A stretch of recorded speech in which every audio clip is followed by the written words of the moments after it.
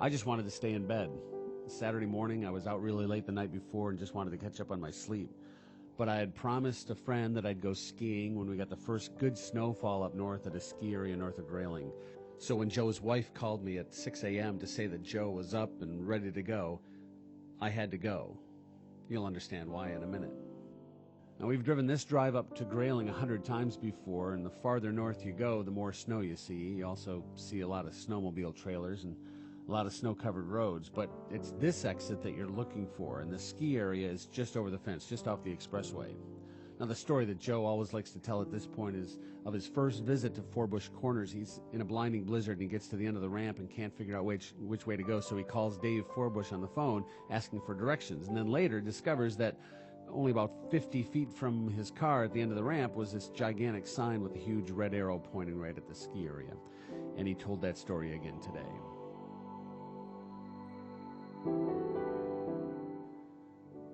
It's worth the drive because these are probably the best groomed trails in the Midwest. And when we were in really good shape, we could easily spend 6 hours skiing. Today it'll be a little different. This is me out on the trails. It took Joe almost an hour to get dressed. He's inside changing. He was diagnosed with cancer back in August, and now here in December he's in his own hell. Every movement he makes requires pre-planning, and every effort requires immediate rest. But it was very important for him to do this. I don't know if he knew it would be his last trip or if he really thought he was going to give the cancer a kick in the ass, and it doesn't really matter.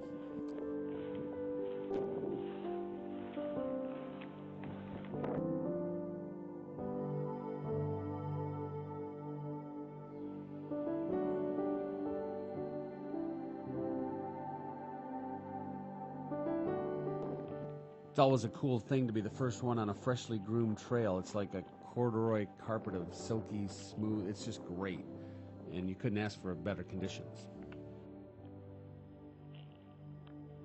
Now, there are miles of hilly trails here. They got names like Roller Coaster, Back 40, Little Stinker, which is a stinky little hill.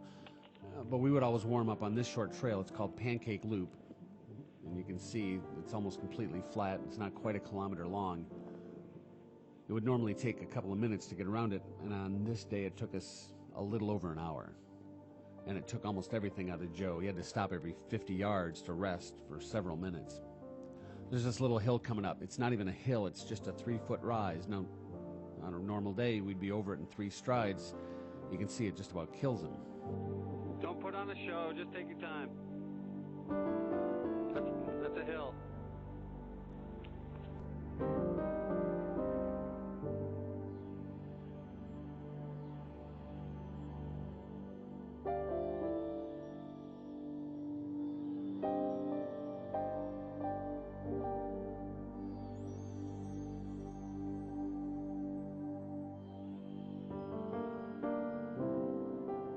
Except for everything else.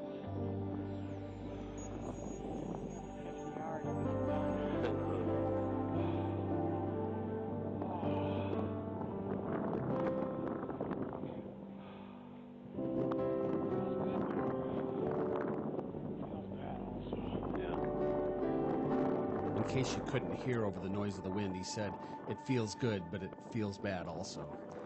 You can see the effects of the steroids he had to take as part of his cancer treatments.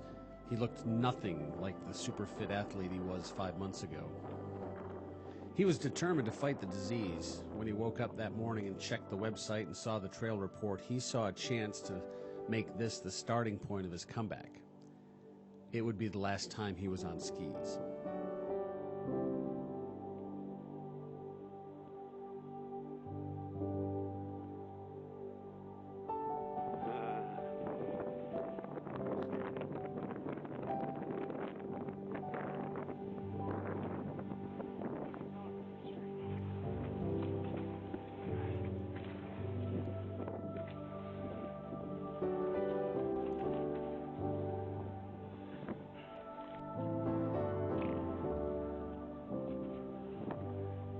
You can take whatever lessons you want from this. The lesson that I'll take from it is that there will come a day when I'll look outside and think what I wouldn't give to be able to go skiing one last time, and not to squander the days between now and then.